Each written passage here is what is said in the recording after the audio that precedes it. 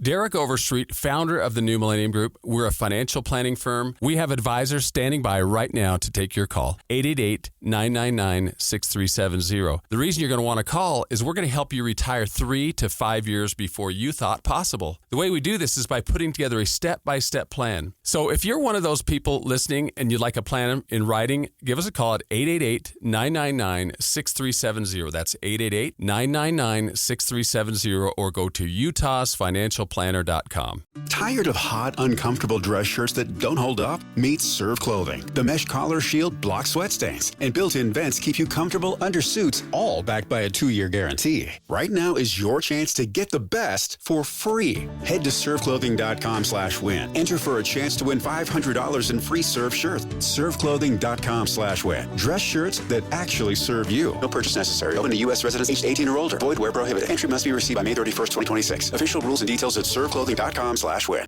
DJ and PK, the Utah Mammoth fell 7-4 to the Washington Capitals on Thursday night at the Delta Center as Alexander Ovechkin recorded a hat trick, and the Mammoth were unable to control a game. They led 3-1 at the first intermission. Caps got the first one 2:07 into the game, but Dylan Guenther would get Utah a pair as he would get his 6th multi-goal game of the season, starting 13:04 into the first period. Guenther getting his 35th of the year. It's Keller. Guenther, one-timer, scores!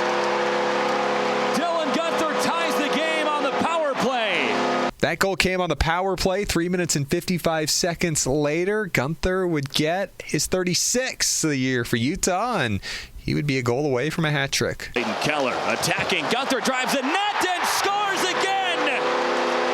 Dylan Guenther with a work of art dangling in on Logan Thompson. Mammoth made it 3-1 in the first as Logan Cooley beat the buzzer with another Utah power play goal. Wrist shot, tipped on goal, rebound, they score!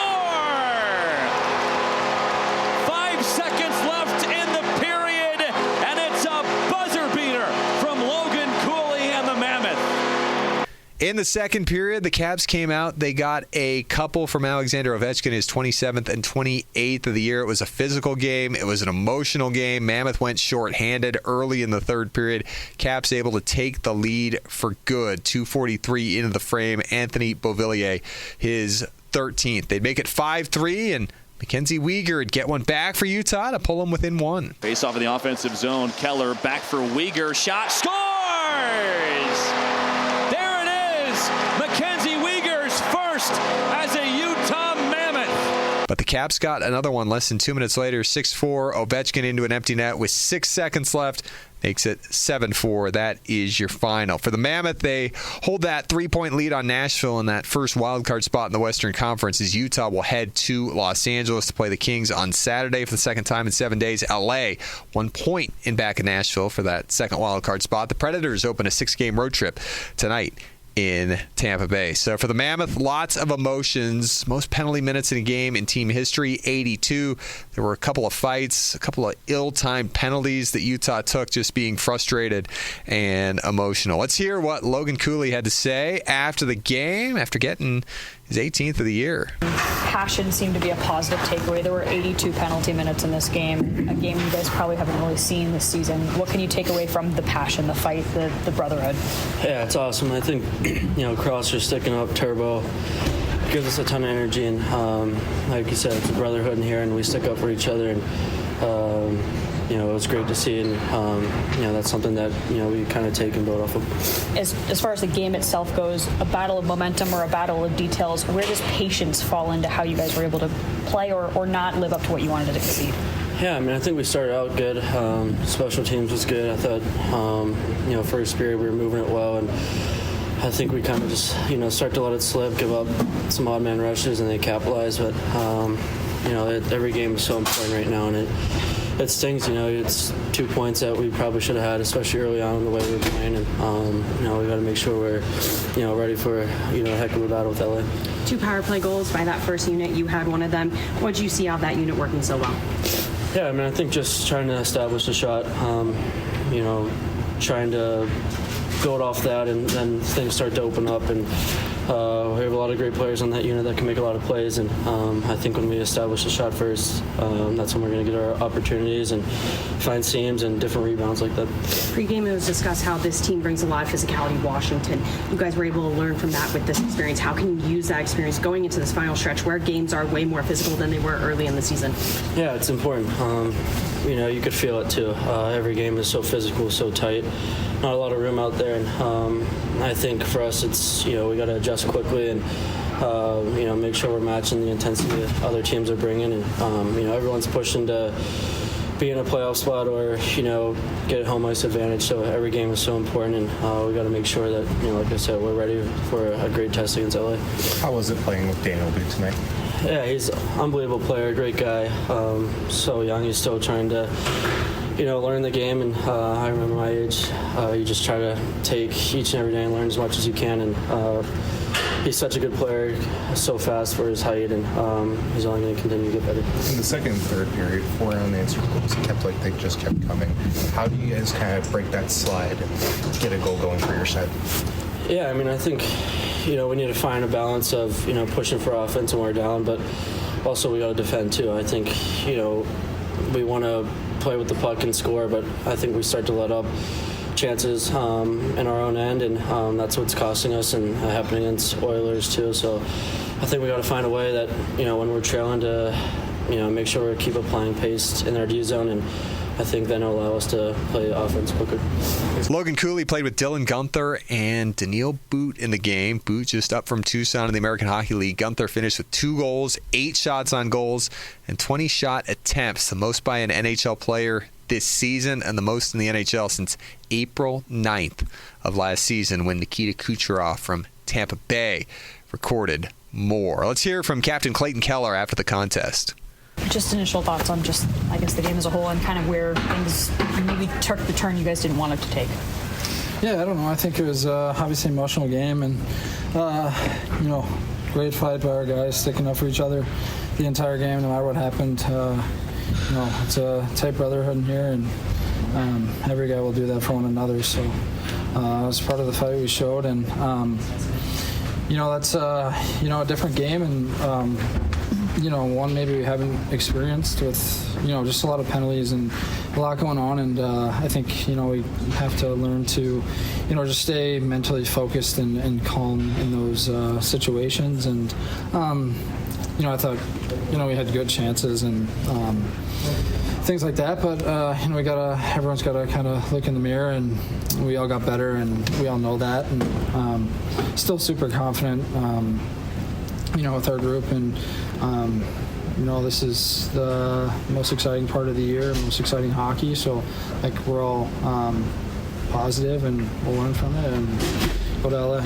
Kind of along the lines of this is a game you haven't necessarily seen before, was this more of a battle of momentum or a battle of details? I don't know. I think maybe both teams had some details slip throughout the game in different scenarios, and I think it's just the mental aspect, and just really those little plays that might not seem like a big deal, or things that might turn into a goal, or us taking a penalty, or just whatever it may be. So that's what I think. The Bleacher Report app is your destination for sports. Right now, the NBA is heating up, March Madness is here, and MLB is almost back. Every day there's a new headline, a new highlight, a new moment you've got to see for yourself.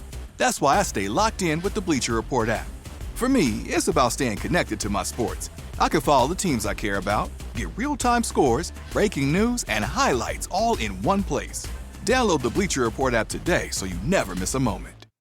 Hi, this is Alex Kantrowitz. I'm the host of Big Technology Podcast, a longtime reporter and an on-air contributor to CNBC. And if you're like me, you're trying to figure out how artificial intelligence is changing the business world and our lives. So each week on Big Technology, I bring on key actors from companies building AI tech and outsiders trying to influence it, asking where this is all going. They come from places like NVIDIA, Microsoft, Amazon, and plenty more.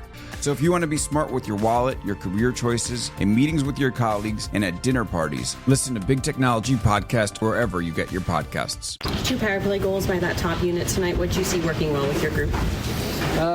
Yeah, I think just shooting mentality, good net front. We're supporting each other well, and this time of year, it's special teams is very important, and we want to contribute. It's not been what we wanted it to be this year, and we're still up for the challenge. We're working at it every single day. We're talking about it, working hard at it. So, we gotta keep it going moving forward.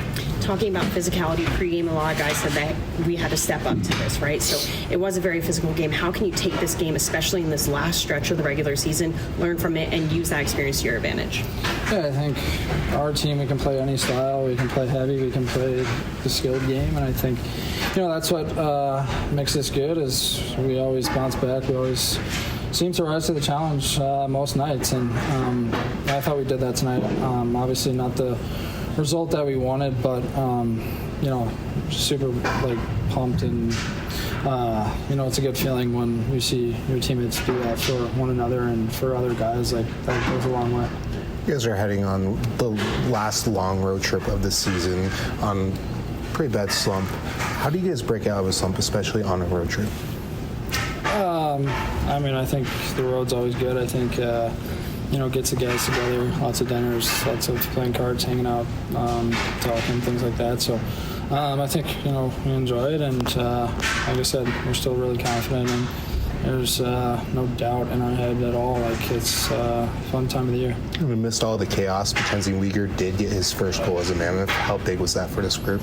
Yeah, I think it was huge. I think he's gotten better every single game. Obviously, it's tough when you get traded, whole new system, a lot of different moving parts, and he's such a great player. He's calm back there. He's poised, and he's got that calming feeling when you're out there with him. So it's great to see him get his first, and there'll be many more to come for sure.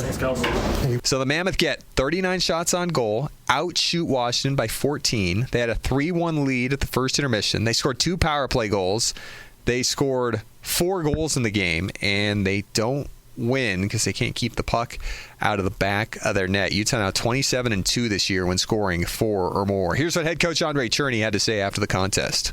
There's tougher to talk with the emotion and everything, but try to keep it brief.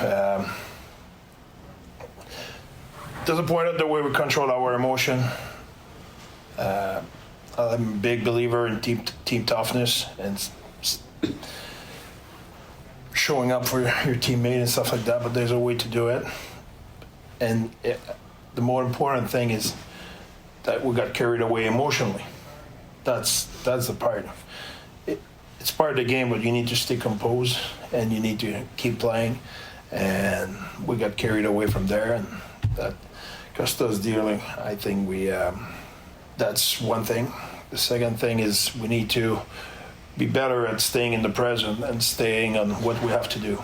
We take leads, and then we get focused on the outcome we want instead to what we have to do to keep playing well and keep pegging away. Instead of that, we focus on the outcome, our lives.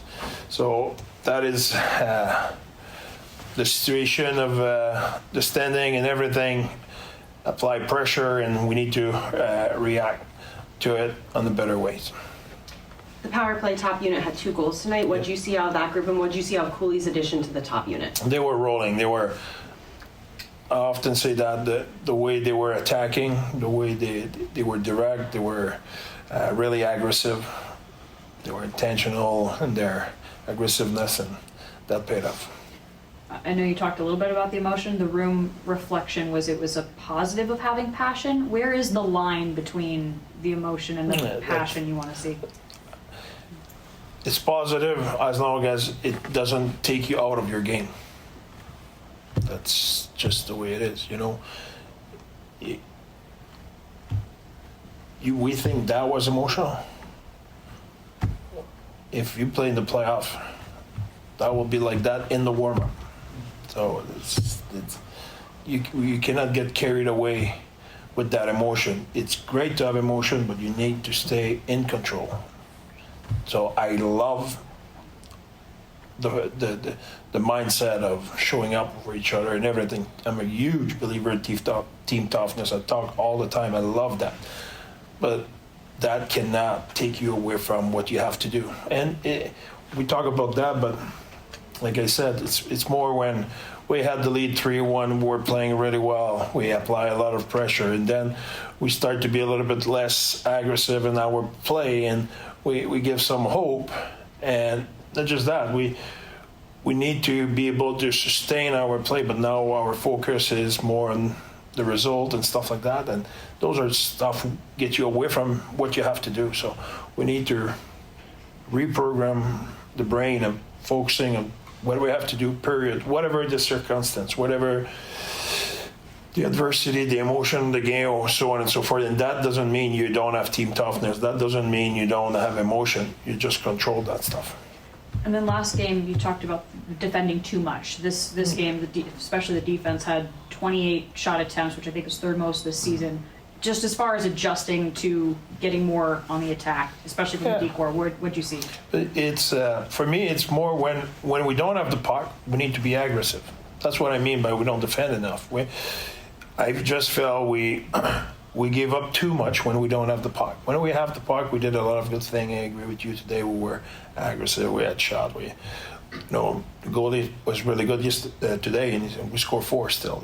So it is what it is. But when we don't have the puck, we need to defend harder. We need to give less time and space. We need to close the play in the neutral zone quicker than that. With the physicality that got out of hand and all the emotion in the locker room, what's the message to this team in the locker room heading into the final big road trip of the season? Well, we didn't talk after the game. I think there's, like you just mentioned, a lot of emotion. We'll regroup tomorrow. It's a huge game. Not tomorrow, but the next game is a huge game. So we'll sleep on it tonight, and tomorrow we'll dissect that with the player, unpack it, and we'll get ready for LA. 2 games in a row that you've had to take out the starting goalie early. Is this a case of the goaltending being a problem, or the support around the goalie being a problem? It's all the team. It's not how many times I said to you, offense is not the forward, defense is not the D, and same thing for the goalie. It's a unit of 6 on the ice. Your breakout, you need your goalie and your breakout. You need on a lot of play, on about 30 touch in the game. So you need to play as a unit and connected, and that's a challenge in hockey. The intensity level between tonight and Tuesday was night and day. Yes. How does one carry that intensity into Los Angeles while maintaining the discipline? Yeah, I like the way you brought it. I think you could see the passion of our player tonight. You could see the work. You could see the intensity, the emotion, and all of it. It's always, and it's all, whatever the situation, sustaining something, consistency in life, that's the secret of success. It's not about doing one great thing one time in your life, or for 1 second, or 1 day, or 1 hour. Is being capable of sustaining elite every day. So we had a great emotion today. Now it's important to unpack what we need to do better, but we need to find that emotion, that our work, and put it under control like you put it for the next game. Thanks, Coach. We'll have more on this game and look ahead to Saturday on Mammoth Daily, wherever you get your podcast. Kim Becker from Hockey Night in Utah on TV will be with us on the Friday Free-For-All and a fun local hockey segment featuring our good buddy, Broadcast Bub. Tune in for that, and we'll be back on the radio. We'll be on the AM side coming up tomorrow. AM 1280, the KSL Sports Zone with the Jazz at Phoenix. Hockey Night in Utah at 6. Puck drops at 7 from L.A. The Bleacher Report app is your destination for sports. Right now, the NBA is heating up, March Madness is here, and MLB is almost back. Every day there's a new headline, a new highlight, a new moment you've got to see for yourself. That's why I stay locked in with the Bleacher Report app. For me, it's about staying connected to my sports. I can follow the teams I care about, get real-time scores, breaking news, and highlights all in one place. Download the Bleacher Report app today so you never miss a moment. Hi, I'm Alicia. And I'm Stacy. And we make Trashy Divorces, everybody's favorite good podcast about bad relationships. Looking for something true crimey without the gore or the body count? We've been churning out funny, feisty, feminist episodes since 2019. So if you're looking to put some scandalous stories told well into your ears this summer, check out Trashy Divorces. wherever you listen to podcasts. Trust us, we've covered someone you love or someone you love to hate.